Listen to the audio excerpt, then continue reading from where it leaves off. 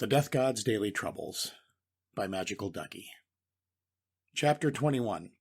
Slimes and forest fires don't mix very well. The outskirts of Solaria. Sylvia Forest, Kyle's point of view. We were finally at the edge of the Sylvia Forest. About half an hour had passed since we left the city, and we were currently standing at the entrance to the Sylvia Forest. Lush foliage surrounded the dirt path leading deeper into the forest, and the sound of the birds chirping echoed out while a light breeze blew past us. I should probably warn them all before we enter. After all, the ideal scenario is that no one gets hurt at all. I turned around to make an announcement about safety to everyone. Halbert and Rengus had serious expressions on their faces, but Zane was still rubbing his guild card with his hands as he looked around at everything with an excited sparkle in his eyes, while Rena and Sophie seemed to be taking this more leisurely. All right, we're finally here. Now, before we start our little field trip, I'm going to warn you all. Sylvia Forest might be classified as a safe zone for beginners, but you shouldn't let your guard down. This is still a monster-filled area, so stay alert. And just so you all know, we look for slimes, so tell me if you see any. Kai, there's one right there. Where? Zane pointed behind me, and I immediately pivoted around while my eyes lit up. I spotted the slime next to a tree nearby. It looked like any normal slime, just a light blue gelatinous ball with a small sphere inside of it acting as its nucleus. My greed almost got the better of me as I went about to immediately pull out a throwing knife and kill it. But I managed to hold myself back after reminding myself that I should explain how to kill slimes to the class first. I cleared my throat and let go of the throwing knife I was grasping before asking everyone what they knew about slimes. Okay, so we've located our first, practice target. But before we begin practical training, let me just double-check. What do you all know about slimes? Well, they're a good source of low-level water element monster cores, aren't they? So I don't know much about fighting them, though, replied Sophie. Actually, it's been a while since I saw one, but there used to be a few roaming around my hometown, interjected Halbert. Yeah, back when we were kids, we used to see them here and there. They were pretty weak, too, said Zane. If I remember correctly, their weak point is a ball in the center, right? Yep, if you try and hit them with a weapon, you'll have to aim for the ball thing, but it's way easier just to blast the whole slime with magic. Exactly, which is why they're the perfect practice target for our practical training today. One of the advantages of alchemy is that using your own mana is technically optional. So if you're ever out of mana, or you're manaless in the first place like me, you can still use alchemy stones to damage enemies that can't be hurt by regular physical attacks. For example, if I didn't know alchemy, I would have to do something like this to kill a slime. I'm sorry, Mr. Slime, but it looks like you're going to have to die. It's for my retirement fund's sake. I pulled a throwing knife out of my holster.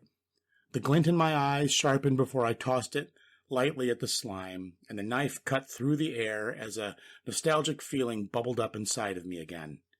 Man, it has been, well, let's just say a while since I've thrown a knife. But looks like my aim hasn't gotten that rusty. An audible clink rang out as the throwing knife tore into the slime and pierced its nucleus. The slime died almost immediately as it popped like a balloon, and my throwing knife landed on the floor next to a small blue crystal, the slime's monster core. See, normally, I wouldn't have to aim for the slime's weak spot since most physical attacks would just go right through the slime. After walking over and receiving my throwing knife, I picked up the slime's monster core too, which served as proof of its subjugation for my quest, and returned to the class before showing them the small alchemy circle etched onto the blade of the throwing knife. But if I had used the alchemy circle on the knife, I wouldn't have had to worry so much about aiming exactly for the core. I glanced around to see if there were any more volunteers nearby for my little demonstration, and luckily I spotted another slime out of the corner of my eye. Perfect. There's another one right over there. I'll show you how to kill one with alchemy first, then you guys can practice. I put the first slime's monster core into a bag and made my way forward to the other one as the class followed me. There are tons of ways you can use alchemy to fight. You can set up a hidden alchemy circle on the ground as a trap. You can use alchemy to add extra magical effects to your weapons. And you can even draw a circle on your gloves, shoes, or armor if you're going to be in close combat. But the easiest and most effective method is probably just throwing something with an alchemy circle on it at the enemy. I waved my arm again and threw the same throwing knife I used before at the other slime. Tempest Arrow. Single cast. Activate. Goodbye, Mr. Slime number 2. The knife flew through the air again, but this time it shone with a green light. As the alchemy circle on the knife activated, gusts of wind wrapped around the knife like serpents, forming a vague shape of an arrow, and a split second later, the knife stabbed into the dirt in front of the slime as a small yet razor-sharp blade of wind tore the slime apart. The turbulent winds carved a few small marks onto the tree right next to the slime, but by the time the wind got to us, it was just a breeze. Well, usually something like a throwing knife would be preferred, since it's easier to aim with and there's more room to draw a complex circle on it if you need it. But if you don't have anything like that, just even throwing a monster core is fine, as long as you draw a proper alchemy circle on it. The wind died down, and I turned to the class again with a nonchalant shrug as my hair settled. All right, with that being said, let's go find some more slimes that you can all try it. There should be a ton around here.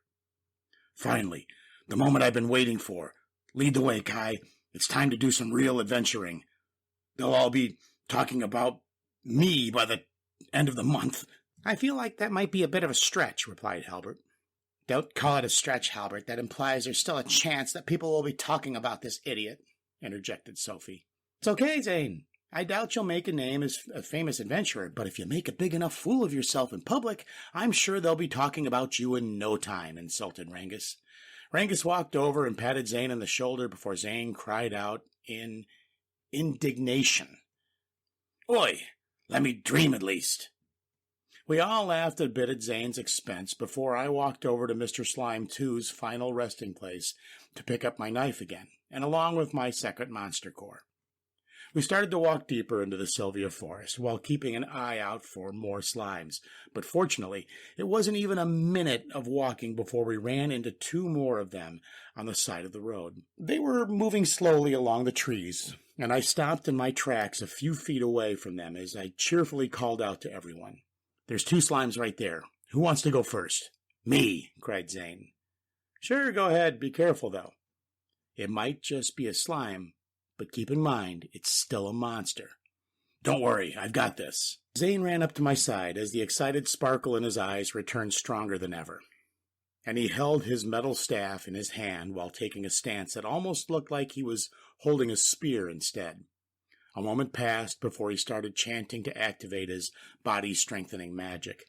The deepest potential of this body, I desire thee.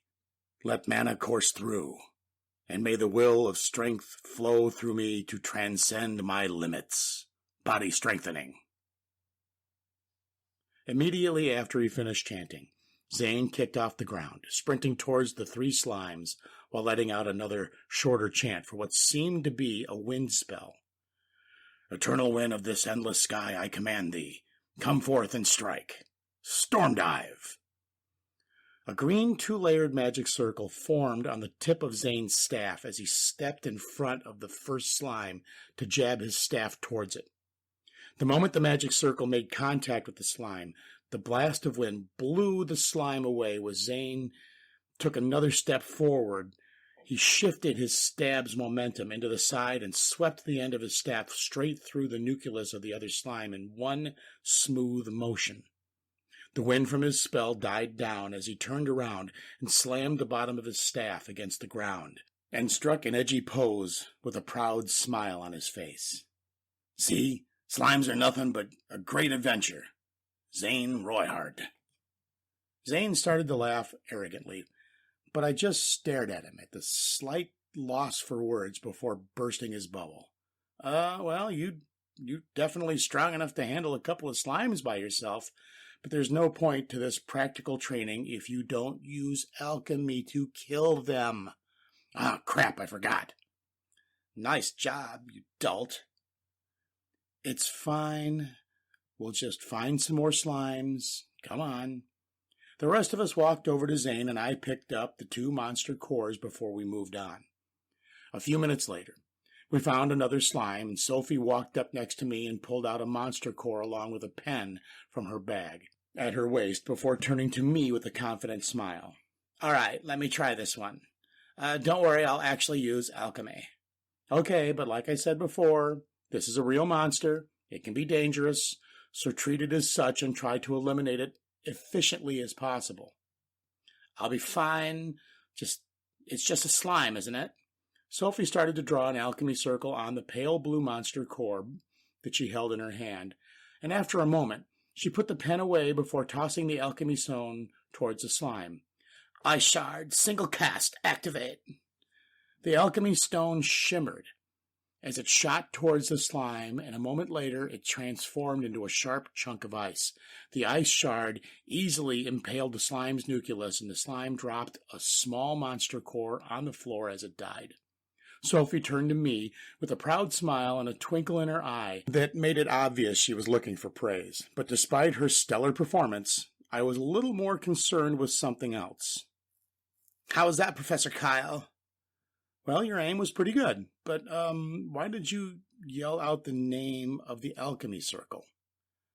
I looked at Sophie with a puzzled look on my face as she stared back at me with a similar one in hers. I was just activating it. Did I say it wrong or something? No, what you said was perfectly fine, but I told you to treat this as a real fight, didn't I? It might seem cool and flashy to activate alchemy stones by yelling their names out, but it isn't optimal at all in actual combat. In fact, it might even put you at a disadvantage, so just activate it normally next time, okay? Normally? Wait. You mean this isn't how you normally activate ancient alchemy circles? How do you activate it normally, then? Just trigger it with your mana, like any other alchemy circle. What made you think activating alchemy circles verbally was normal? Well, you did. You've been activating everything verbally, so I just assumed that it was how ancient alchemy circles were activated. How was I supposed to know that your using my mana was even possible?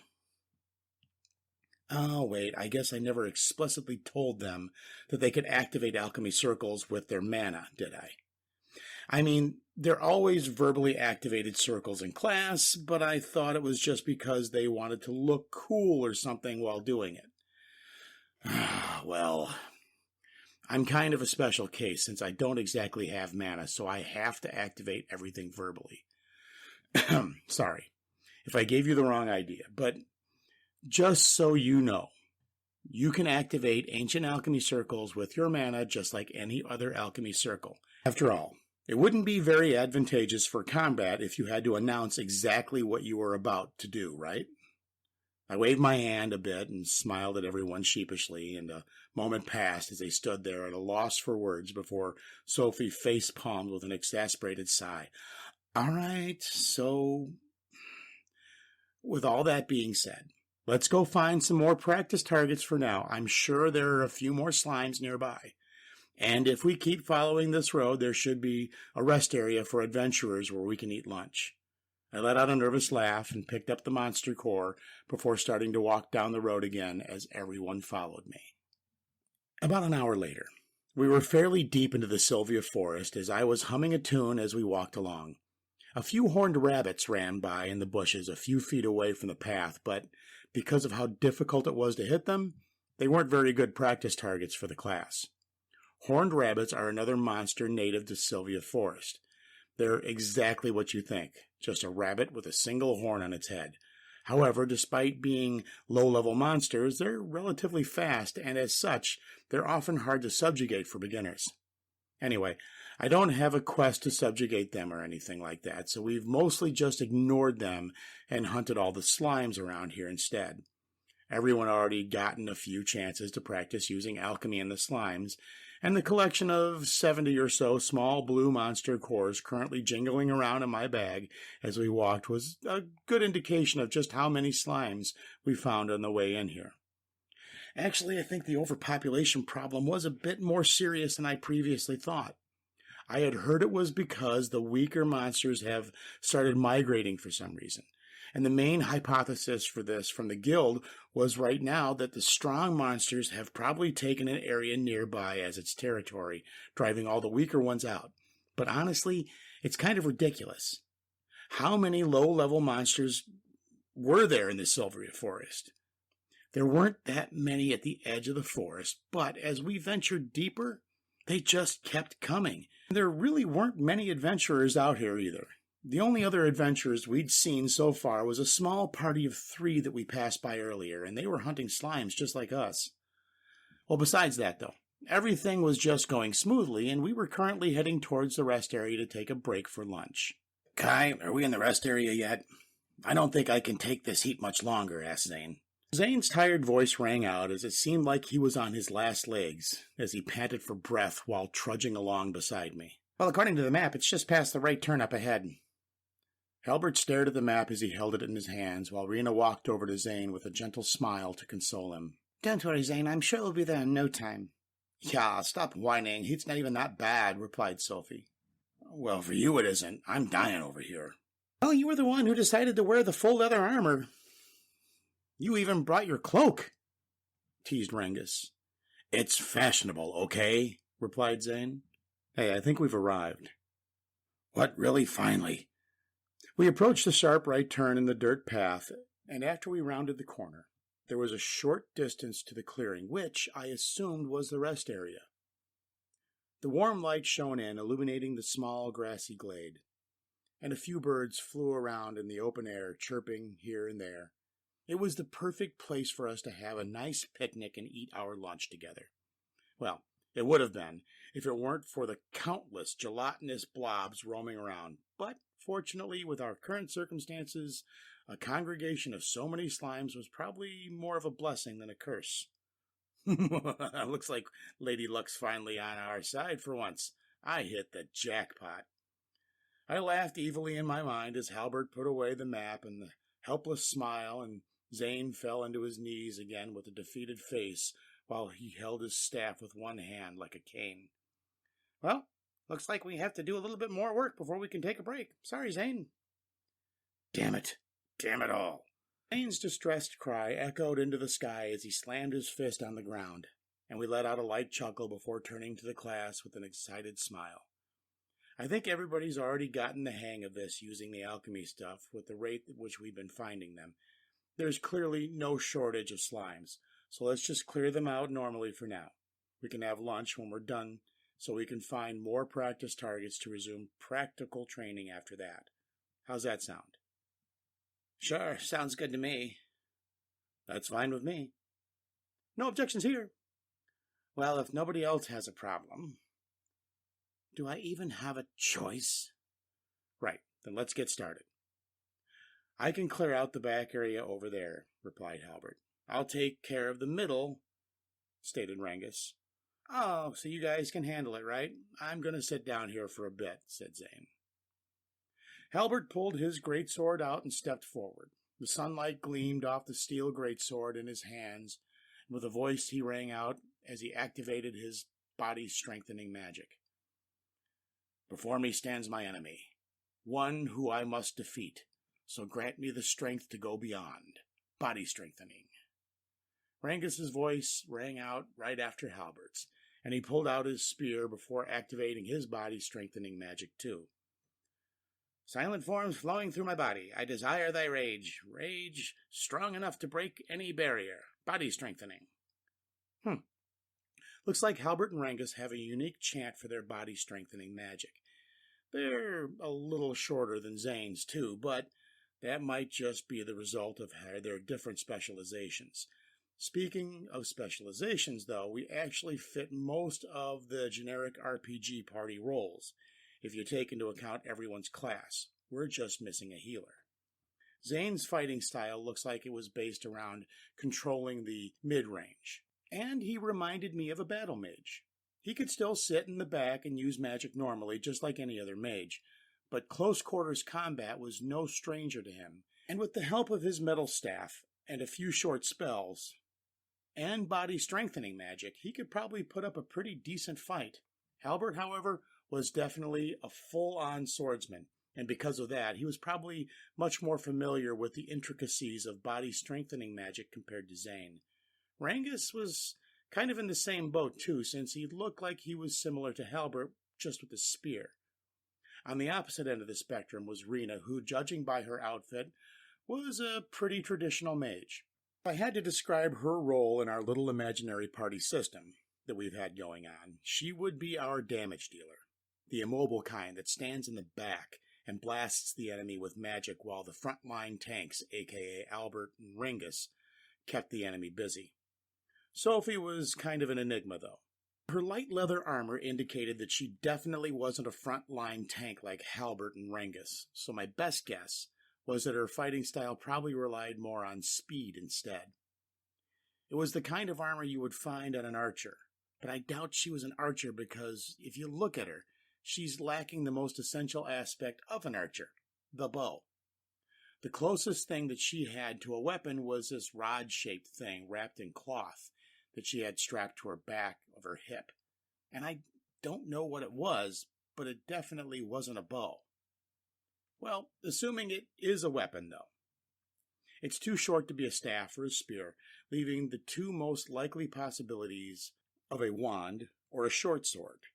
But she isn't dressed like the traditional mage at all, so it probably isn't a wand.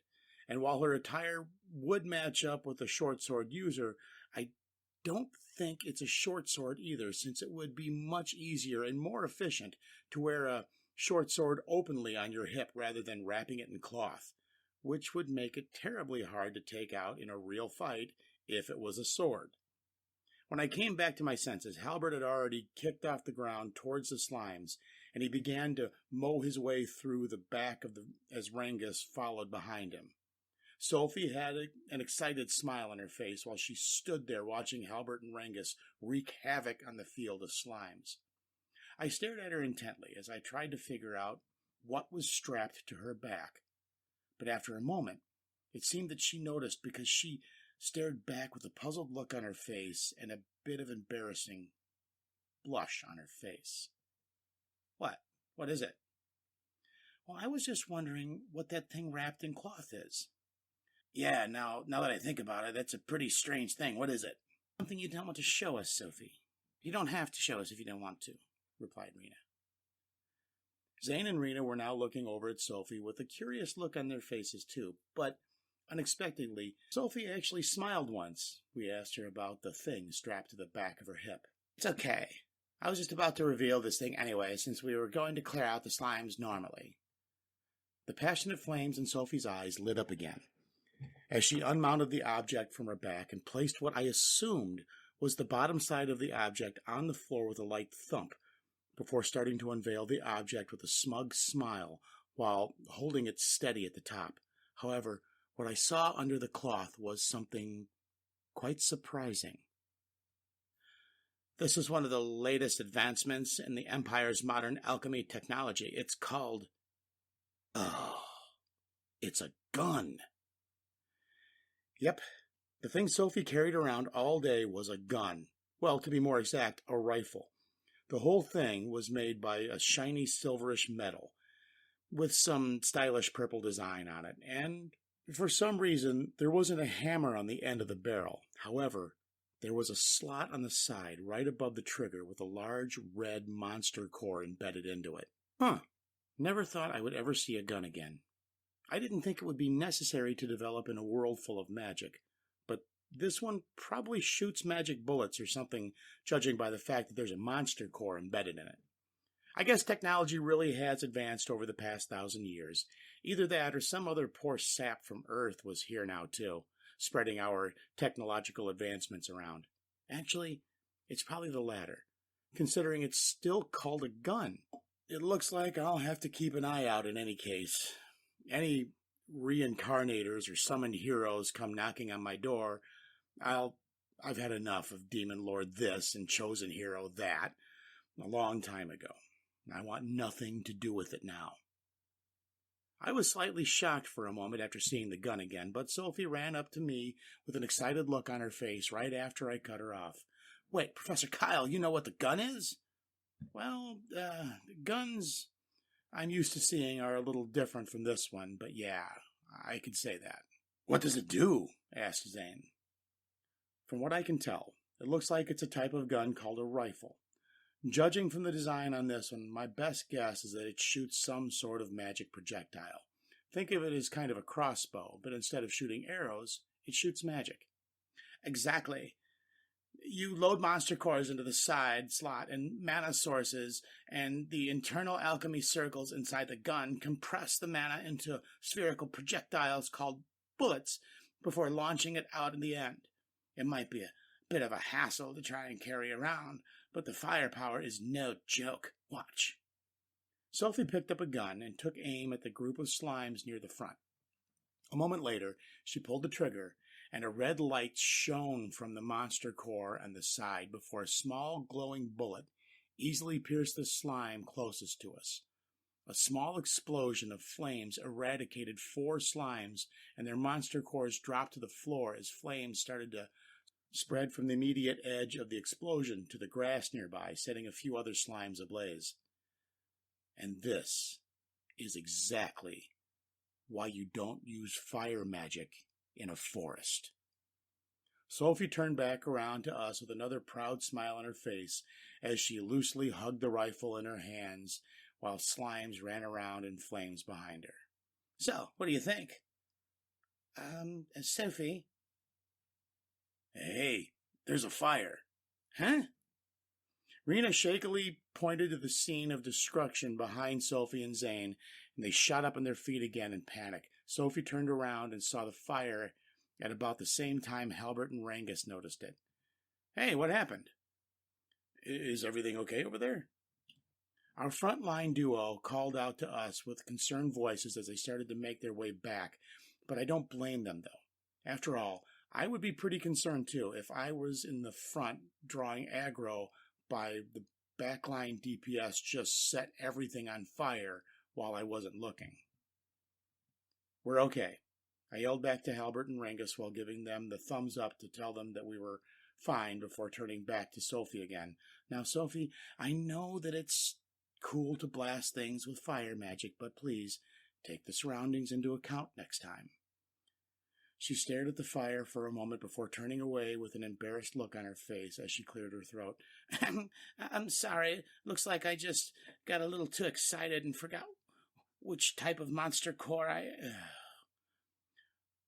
Why did you even have a fire element monster core loaded in the first place? Well, I didn't know we were going to be in a forest today, okay?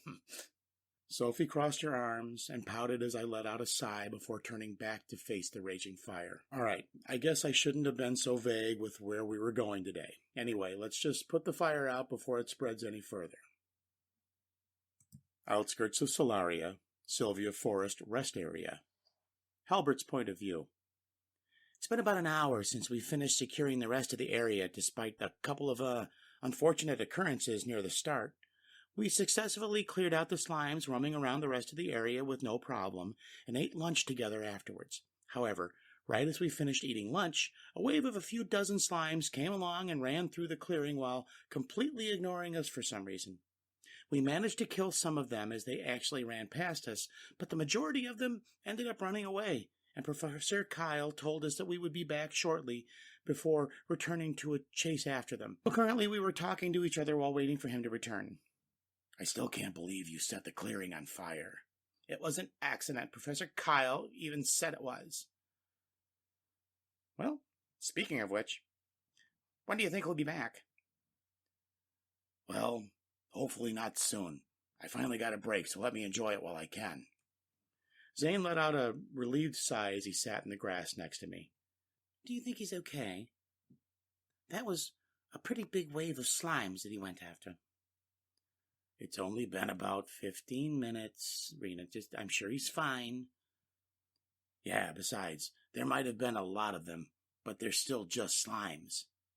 I wonder what was up with those slimes, though. I heard there was a problem with the monster population migrating right now, but they just completely ignored us and ran through. It seems kind of strange. Yeah, it's not our problem. We just have to sit here and relax until Kai comes back. But what if he gets lost afterwards? Shouldn't we go help him? Zane slouched over his knees and dangled his arms in front of himself as he deflated a bit while Rena was still looking at him like she was a little worried. I was about to reassure her that everything would be okay, but the moment my voice rang out, a cold eeriness ran down my spine, and I wasn't the only one that felt it. I immediately shot up with an alert face and activated my body-strengthening magic. Before me stands an enemy, one who must be defeated. So grant me the strength to go beyond. Body strengthening. Mana pumped through my body as I instantly felt lighter, and I pulled out my sword and took a stance. Silent storm flows through me. I desire thy rage, rage strong enough to break my barrier. Body strengthening, cried Rangus. The deep potential of my body, I desire thee. Let mana course through, and may the well of strength flow through my body to transcend my limits. Body strengthening, chanted Zane. Angus and Zane got up right after me and readied themselves for a fight too. Rena and Sophie pulled out their weapons without a word, and we all grouped up with grave looks in our faces. Then I heard a noise. From between the trees in front of me there was two strange mana signatures, and the faint sound of clanking armor rang out, drowned out slightly by the rustling of the bushes. It seemed like everyone else heard it too. They all turned to stare at the trees with me as we watched two humanoid figures emerge from behind the bushes. A full suit of old scratched-up plate armor with faded blue designs and a tattered cape encased the first figure, while a sleek rounded helmet hid his entire head. And in its hand, it held a badly chipped broadsword, but despite its appearance, I could immediately tell what this thing was. The almost corrosive sensation of the mana signature, along with the two softly glowing dots floating in the middle of the hollows of the eye sockets, was barely visible through the slit in his helmet, gave it away. The first figure standing there before us was an undead knight. Standing behind the undead knight was a second figure, a slim man. A black hooded cloak covered his entire body, and in his hand he held a long staff with a large black crystal at the tip. His skin was pale, and his left eye glowed faintly with a dark green, while his right eye was simply brown. However, despite his bizarre, haggard appearance, I was certain that this man was much more dangerous than the undead knight standing in front of him. The man's mana signature was like that of an abyss. No matter how much mana I spread near him, it all disappeared after a moment, almost like it was being absorbed. He's not an undead, which means he's probably a necromancer in control of the undead knight. Can we defeat them? No. We have to defeat them. Now that we know what they're here, there's no way they'll just let us get away and inform the Empire about their existence. They'll definitely try and kill us. The undead knight stopped, and the man stepped just past him with a twisted smile, and his voice rang out in a gleefully wicked tone. I've finally found you. So, which one of you is the hero? How terribly rude of me, I almost forgot. When asking others to introduce themselves, you must introduce yourself first. Greetings, hero and his allies. I am the Sin of Envy, Xeon. Pleased to make your acquaintance. Hero. Is he the demon lord? No, he called himself the Sin of Envy. not the tyrant, which means he's probably one of the demon lord's subordinates instead. So, hero, I've already introduced myself. Will you not grant me the same decency and introduce yourself? I do believe that this first time we've met, a sin. I'm honored to be the first, so let's make this meeting a good one. Xian crackled like a lunatic as he glanced at the sword in my hand. Thanks to the high-level illusion magic that I had, the High Priestess applied to this morning, the phantom image of steel covered up the crystal-clear blade underneath. But, in reality, the great sword in my hand was the sacred sword that His Highness gave me when I was first chosen as the hero. After a moment, nobody had moved, and we all waited in silence before Zane spoke again. Come on, hero. You're not even going to tell me your name? Well, that's fine. After all, I can guess who you are. Xenon let out another low chuckle as he stared at me for a moment before a soft glow in his left eye instantly turned harsh. And a moment later, his staff transformed into a copy of the greatsword I was carrying. Oh, I see illusion magic, huh? Sneaky little rat. Huh? You the hero. What? Impossible. That's a 6-circle illusion spell. He didn't even chant. Since you're going to make this difficult, hero, I guess I'll have to be honest for one out of the two of us. Ironic, isn't it? Well, to tell you the truth, all I want is His Majesty's sword. Personally, I couldn't care less about whether you live or die, but unfortunately for you, I still have a debt to pay to Her Highness for this left eye. So, it looks like you'll have to die. Xenon laughed manically into the sky again as he dispelled the illusion magic, and I felt the cold sweat drip down my back as he slammed his staff to the ground with the same twisted smile in his face. Now, shall we begin?